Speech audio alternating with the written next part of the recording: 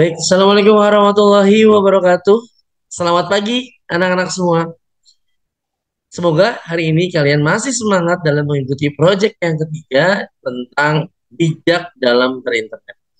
Baik, hari ini materi kalian adalah observasi ya atau wawancara bagaimana cara mengumpulkan data. eh, sudah ada lembar kerjanya, tapi sebelum nanti menjawab lembar kerjanya, kalian diminta untuk menyimak materi berikut ini ya. Adapun hari ini saya akan menjelaskan bagaimana cara mengumpulkan data sampai nanti menyajikan data. Kalian bisa melihat yang saya share ya. Baik, materi hari ini sebenarnya berkaitan tentang statistik ya. Ada statistik, ada statistika yang itu berbeda, nanti akan dijelaskan ya. Ini adalah materi pengantar pada profil belajar Pancasila. Baik, selanjutnya. Baik, di introduction ini, di perkenalan tentang materi statistik dan statistika ini, coba kita bisa membaca, kalian tentu pernah melakukan praktikum di laboratorium ataupun di ruang terbuka untuk mengamati tingkat pertumbuhan kecambah di setiap harinya dari berbagai perlakuan. Kamu tidak mungkin akan mengamati semua kecambah di lahan tersebut nih, seperti gambar yang ada di yang kamu lihat di layar ya, bahwa di dalam gelas ini ada banyak kecambah-kecambah yang bisa tumbuh, yang kamu taruh di situ kacang hijau yang banyak awalnya sehingga ada yang tumbuh ya. Ada yang tidak juga tapi ada rata-rata tumbuh gitu ya. Nah, kamu tidak mungkin akan mengamati semua kecambah di lahan tersebut karena banyaklah kecambahnya. Tetapi kamu hanya akan mengambil beberapa kecambah saja untuk diamati. Kumpulan tinggi-tinggi kecambah setiap harinya yang kamu data itu adalah kumpulan data. Ya, kumpulan data hari pertama belum ada tingginya, hari kedua sudah ada 2 senti ya diukur pakai penggaris. Hari ketiga sudah, nah itu kumpulan-kumpulan yang kamu catat itu namanya data yang diperoleh dari observasi ya, observasi langsung. Nah, dari data-data tersebut, kamu bisa mengetahui informasi-informasi yang kamu peroleh. Bisa kamu sajikan dalam bentuk diagram batang, diagram garis, bagaimana laju pertumbuhannya. Ya, itu seperti itulah introduction perkenalan tentang materi statistik dan statistika. Baik, ada dari ilmuwan matematika, ya, katanya adalah kematian satu orang itu adalah tragedi, ya. Tapi kematian jutaan orang itu adalah statistik ya. Jadi bisa dibikin statistik itu adalah kumpulan data berarti ya. Baik, apa aja yang mau kita pelajari? Ada 4 nih ya, ada 4 yang akan kita pelajari. Yang pertama, kalian harus bisa memahami perbedaan statistik dan statistika. Lalu yang kedua, membedakan populasi dan sampel. Yang ketiga, pengumpulan data. Dan terakhir, penyajian data. Baik, kita langsung saja. Statistik dan statistika bedanya ada di mana? Kita baca sama-sama ya. Kebanyakan orang beranggapan bahwa statistik dan statistika adalah hal yang sama. Karena memang hampir sama dari kata-katanya. Cuma ada A-nya belakangnya atau tidak gitu ya. Padahal, dua hal tersebut memiliki artian yang berbeda. Pada dasarnya, terdapat perbedaan antara statistik dan statistika. Statistik adalah kumpulan data, kumpulan angka, boleh. Kumpulan informasi, boleh. Nah, sekarang yang kita kerjakan adalah kumpulan informasi. Ya, sedangkan statistika adalah ilmu yang mempelajari bagaimana data atau angka tersebut dikumpulkan, kemudian diolah, dianalisis untuk menghasilkan sebuah informasi yang bisa digunakan dalam pengambilan keputusan. Nah, inilah anak-anak semua perbedaannya. Kalau hanya kita mengumpulkan data, itu namanya statistik. Tapi kalau sudah diolah datanya menjadi sebuah informasi, itu namanya statistika. Ya. Dalam metode statistika dibagi menjadi dua jenis, yaitu statistika deskriptif dan statistika inferensial. Ya. Baik, kita bisa lanjut. Ini adalah contoh statistiknya anak-anak semua nih. Kalian bisa lihat yang ada di sini ya. Saya kasih tanda gitu ya. Nah, ini yang saya lingkarin merah adalah kumpulan statistik. Ini adalah data ya, data nilai matematika pada suatu kelas ya.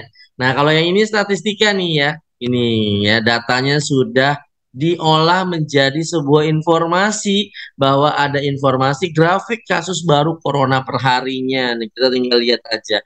Ini adalah sudah rapih ya, sudah ada informasi yang bisa kita dapati dari grafik ini. Nah, datanya seperti apa, data berantakan statistiknya seperti apa ya dia yang megang. Sudah diolah menjadi diagram batang ya. Oke. Baik, kita lanjutkan lagi ya.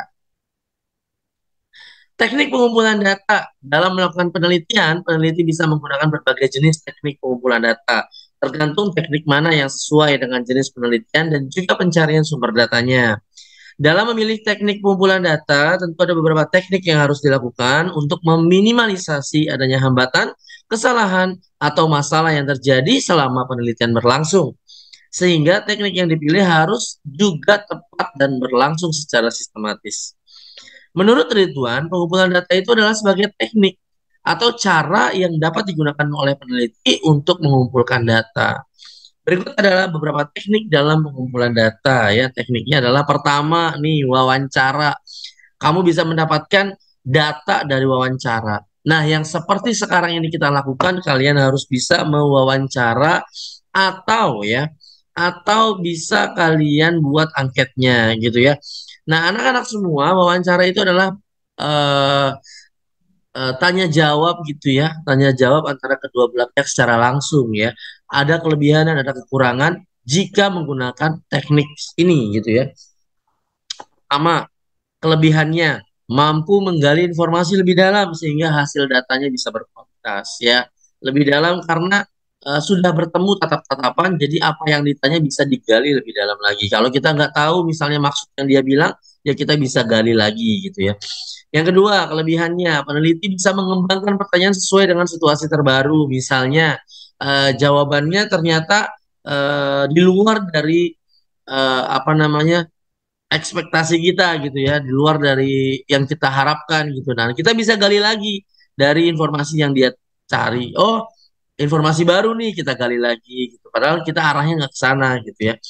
Yang ketiga adalah tidak pernah memiliki batas pada tingkatan asal responden, jadi tidak ada batasnya, tidak ada syaratnya untuk menjadi apa namanya narasumbernya gitu ya.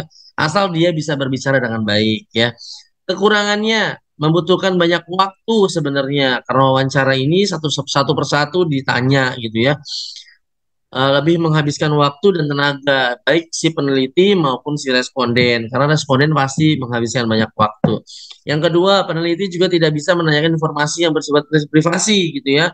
Misalnya yang sudah berhubungan dengan ya data diri lah ya itu tidak bisa ya karena memang pasti dia juga akan eh, memalsukan datanya. Ketika wawancara dilakukan, responden harus mampu berbicara dengan jelas dan benar. Kalau nggak bisa ya nggak akurat juga data yang kita dapetin gitu ya. Itu adalah kelebihan dan kekurangan dari wawancara. Yang kedua nih ada observasi. Observasi itu adalah pengamatan langsung anak-anak semua. Nah, pengamatan langsung ini juga ada kelebihan dan kekurangannya loh, ya. Kelebihannya adalah observasinya sangat mudah untuk dilaksanakan, ya, karena kita mengamati langsung, gitu ya. Yang kedua, dengan teknik ini kita bisa menjadi bukti dan tidak adanya memanipulasi data karena kita melihat langsung, ya. Yang ketiga, metode ini bisa dipergunakan sebagai alat penyelidikan. Kekurangannya, pengamat membutuhkan banyak waktu, ya. Yang kedua, terdapat beberapa data yang tidak bisa dilakukan dengan observasi. Misalnya rahasia pribadi seseorang juga kekurangannya di situ. Kecenderungan seseorang yang sedang diobservasi untuk bersikap sesuai dengan yang diharapkan pengamat, ya. Itu adalah kelebihan dan kekurangan dari observasi. Yang ketiga adalah angket atau kuesioner, ya. Kelebihannya tidak memerlukan kehadiran peneliti, jadi nggak apa-apa kalau nggak hadir, bisa melalui perantara. Nah, apalagi sekarang sudah canggih ya, zamannya teknologi. Kita bisa menggunakan Google Form, kita bisa menggunakan quizzes gitu ya untuk mendapatkan sebuah data. Anak-anak semua, ulangan harian yang dilakukan oleh guru kalian semua itu semata-mata juga adalah proses pengumpulan data. Kita kumpulin data, kita kumpulin angka-angka yang kalian apa namanya dapati sehingga nanti data itu akan dituangkan ke dalam bentuk raport gitu ya. Kelebihan yang kedua dapat dibagikan secara serentak kepada responden sehingga tidak membutuhkan waktu yang lama. Jadi contoh misalnya kayak kita pakai kertas gitu ya, seperti ulangan gitu ya, itu kan serentak dibagikan kertasnya semua bisa sama-sama untuk mengerjakannya. Atau menggunakan Google Form, tinggal di share linknya ya, semua sudah bisa mengerjakan. Yang ketiga, dapat dibuat anonim ya, bisa nggak pakai nama gitu ya, sehingga responden bebas menjawabnya, tidak malu-malu ya, jujur ya dalam menjawab gitu. Jadi pertanyaan apapun dia jujur karena tidak dikasih nama, itu biasanya lebih percaya diri gitu ya. Nah, kekurangannya juga ada nih, responden sering tidak teliti dalam menjawab, sehingga ada pertanyaan yang tidak dijawab karena tidak terkontrol sama kita juga gitu ya. Dia mengisi ya, coba seperti ulangan, pasti ada anak-anak yang tidak menjawab soalnya. Ada yang dilengkapi gitu ya, sama seperti itu. Yang kedua, pilihan jawaban mungkin tidak mencakup apa yang terkandung dalam hati responden. Contoh eh, misalnya kalian makan berapa hari sekali gitu ya.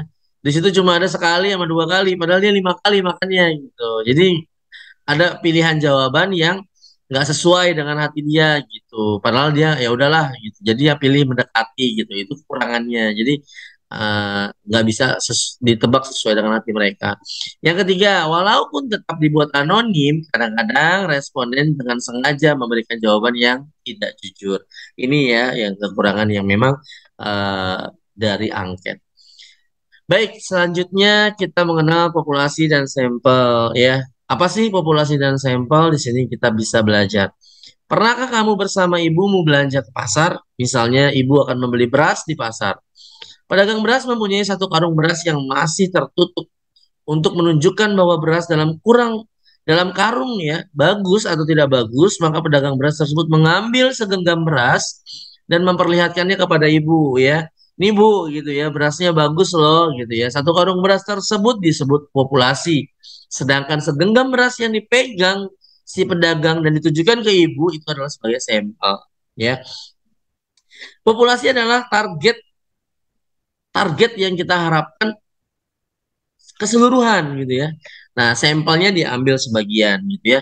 Nah, seluruh satu karung beras itu adalah populasi target kita. Mau lihat berasnya bagus atau tidak gitu ya. Nah, diambil segenggam untuk membuktikan ke ibunya kan gak mungkin ya satu karungnya itu dibawa ditunjukin ke ibunya gitu ya bahwa ini beras bagus gitu ya. Cukup diambil segenggam, dikasih lihat, nih berasnya bagus, ibu mau atau enggak gitu ya. Bisa juga seperti itu. Atau contoh yang kedua, untuk mengetahui penyakit yang diderita pasien, dokter ingin mengambil 5 mili darah pasien untuk dibawa ke laboratorium. Seluruh darah milik pasien itu adalah populasi. Target, kenapa darah? Karena dokter ingin tahu dari darah itu penyakitnya apa. Targetnya ya darah, bukan penyakitnya. Ya. Atau pasiennya, tidak. Ya target yang dokter pengen cari apanya, penyakitnya dari mana? Dari darah. Gitu ya. Berarti darahnya. Seluruh darah milik pasien itu adalah populasinya. Diambil sedikit darahnya, itu adalah sampelnya. 5 mili itu adalah sampelnya. Nah, dalam hal ini juga tidak bisa dokter yang ambil darah semuanya, nanti bisa mati itu orang ya. Jadi itulah pengertian dari populasi dan sampel. Sampel ada di dalam populasi ya.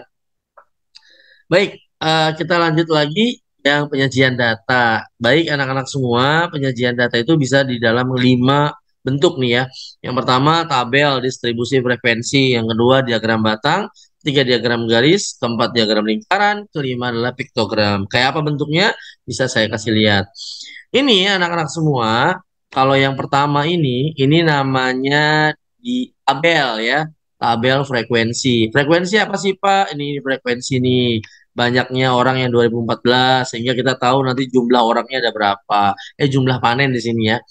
Kemudian diolah dari tabel ini menjadi tadinya kan data ya, kumpulan data diolah ke tabel, diolah ke diagram garis. 2014 ada 15 ton, 2015 ada 30 ton, sehingga nanti dihubungkan pakai penggaris.